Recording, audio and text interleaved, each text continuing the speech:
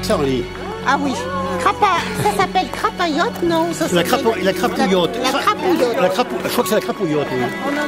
La confiture de pissenlit. C'est beau. On va venir là. C'est un peu plat. Ouais, c'est de la concurrence déloyale, ça, Kiki, vis-à-vis du resto. Hein.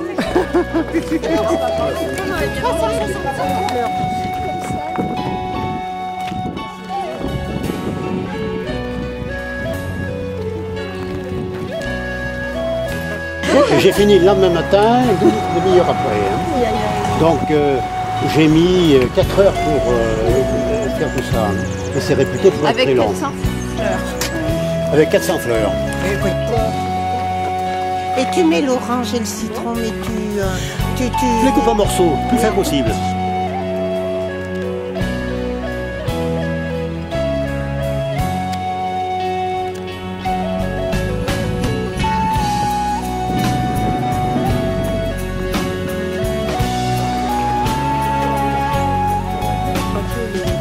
Deux pages qui sont assez claires sur lesquelles moi je me suis basée, beaucoup. Alors ceux qui connaissent déjà l'intérieur ont dû remarquer des vestiges, disons, assez médiévaux à l'intérieur. Bon, on a fait une assemblée générale au bout là-bas, c'était vraiment comme une cave, hein, donc il y avait déjà des vestiges intéressants. Il y a les tours qui sont plus ou moins, mais enfin je vais vous dire en 2 mots parce qu'il a beaucoup souffert. Il y a eu beaucoup, l'histoire est très tumultueuse, très tumultueuse. Bon, tout d'abord, on est là sur un prieuré clunisien. C'est-à-dire, Cluny avait beaucoup de possessions dans le coin. Et donc, ce prieuré-là dépendait de Sauxilange, qui était la fille aînée de Cluny.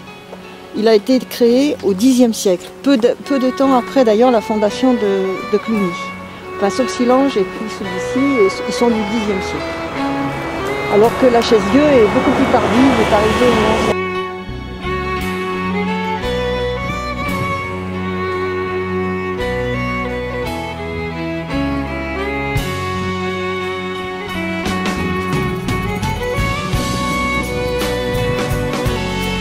La cardamine.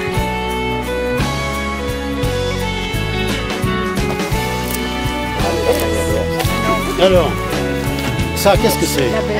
La grande berce. C'est pour les biquettes. Voilà. Alors, cette semaine, j'ai fait de la soupe avec des grandes berces. J'ai mis simplement des pommes de terre. C'est très parfumé. C'est un produit. Ah ben c'est ce qu'il me faut. Ah, mais c'est les graines.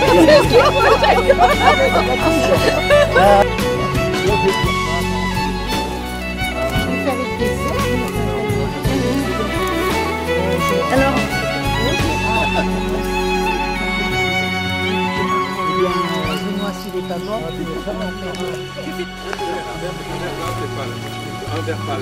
Et ça bouge sans arrêt par contre. Oui.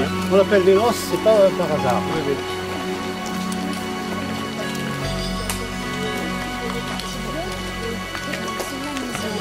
Et c'est acidulé. oui, moi j'aime bien. C'est très bon. L'oseille. Apparemment, ils disent de ne pas trop en consommer, d'en mettre un peu, parce que à cause de l'acidité. Alors ça s'en est de la Véronique. Alors,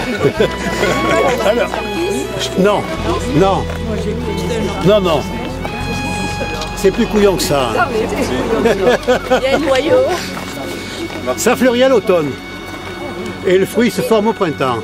La colchique. Ah, c'est le fruit alors ça. Et ça, c'est le fruit de la colchique qui arrive au printemps. Apparemment, La renouée du Japon. Plante invasive. avec des sushis. Avec des racines de 2 mètres.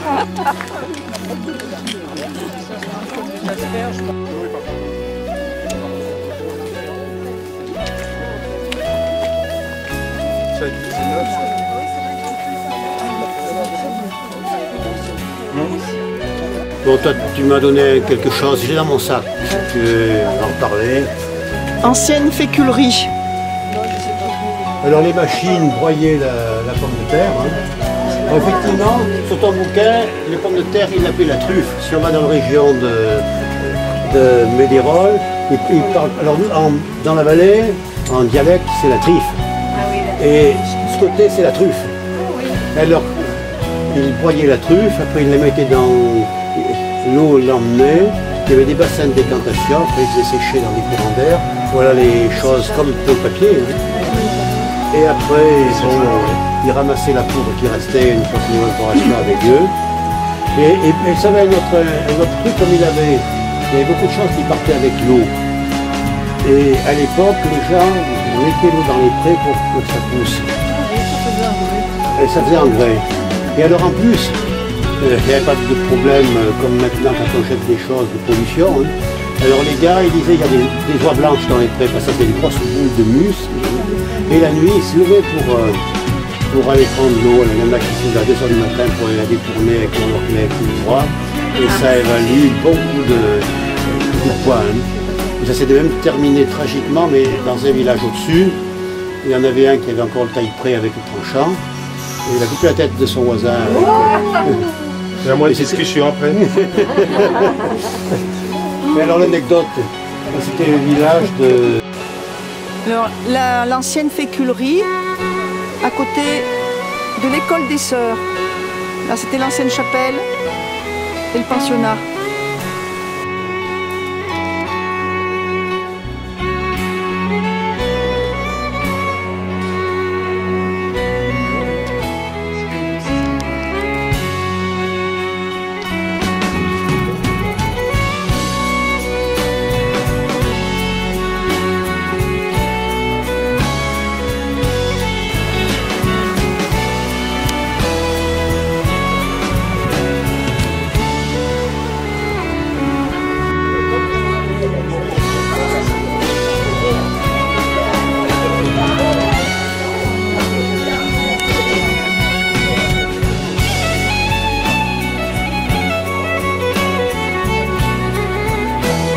De 2500 œufs par jour. Leur propre poids en œufs. Je sais si les poules étaient comme ça. En une journée, ouais, ce serait bien. Hein. Et en fait, elles font ça parce qu'elles consomment la gelée royale. Elles sont un peu sous perfusion à ce moment-là. Là, hein. Abeilles sans fleurs. Pour mieux assurer leur destinée, les végétaux, prisonniers de leurs racines, confient leur futur aux êtres les plus dérisoires parmi ceux qui les entourent. Des insectes.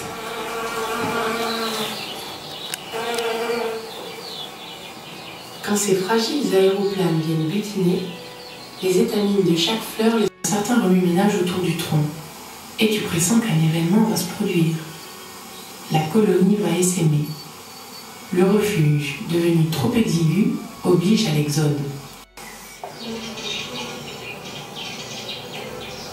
C'est lors d'une des visites régulières de l'apiculteur à son élevage que tu peux enfin introduire le regard au sein de la bourdonnante cité. C'est pour toi une aubaine de comprendre, par l'entremise de la ruche, ce que une abeille ne peut vivre seule. Elle n'existe qu'avec la colonie. Tu dois considérer la ruche comme un élément unique, un tout, constitué de milliers d'ouvrières, unies par une et une seule doctrine. Lorsqu'elle inspecte minutieusement les alvéoles, sa ponte est imminente. En temps et lieu opportun, elle introduit son abdomen au fond de la cellule et y dépose un œuf, de la taille d'un grain de riz, dressé verticalement, dans l'habitacle où elle a élu domicile. Au travers de la ruche vitrée de l'apiculteur, tu peux voir la savante disposition des alvéoles, emboîtées afin de consolider l'ensemble et perdre le minimum de place pour emmagasiner le maximum de réserves d'ailes. Ces circuits alternés sur une courte distance, avec de brusques changements de direction, ont pour but d'indiquer à ses congénères l'emplacement exact d'une zone de butinage. Délivrer son Altesse. Les appuis de ses pattes la propulsent enfin hors de sa geôle. Les courtisanes s'empressent autour d'elle pour la toiletter et la nourrir.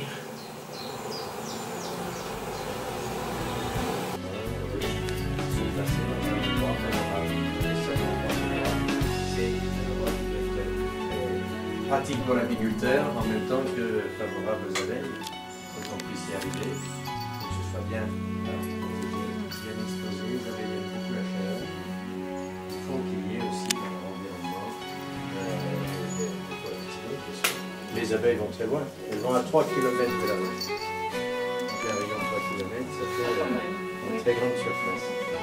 Les jeunes abeilles, à l'âge où elles sont nourrices, où elles sont capables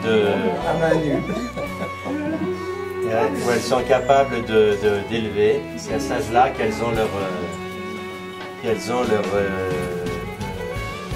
glande, les glandes qu'on appelle hypopharyngiennes, qui sont les glandes qui leur permettent de produire la gelée royale active. Donc là, cette ruche qui est là n'a pas de reine. La reine a de la gelée royale dans un NCG et commencer à construire dès demain. Donc on va voir, alors c'est pas aussi comme ça, les goûts, donc on va voir si... Bombardé. Très mal recevoir avec la fumée. On calme les ardeurs défensives des abeilles. Et ça, c'est quelque chose que les humains savent depuis très longtemps. On sait que les hommes préhistoriques déjà utilisaient la fumée pour récolter le miel dans les ruches sauvages.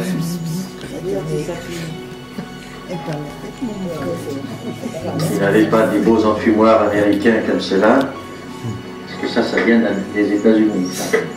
On n'est pas capable de faire ça en France. C'est le soufflet qu'on sait pas faire. On se protège plus ou moins selon le travail qu'on fait, selon les jours, selon l'humeur des abeilles. En général, on a au moins un voile sur la tête, mais il arrive qu'on travaille même sans voile. Ouais. Bon, là, c'est un couvre-cave décollé. Cette partie-là, ça s'appelle un couvre-cave.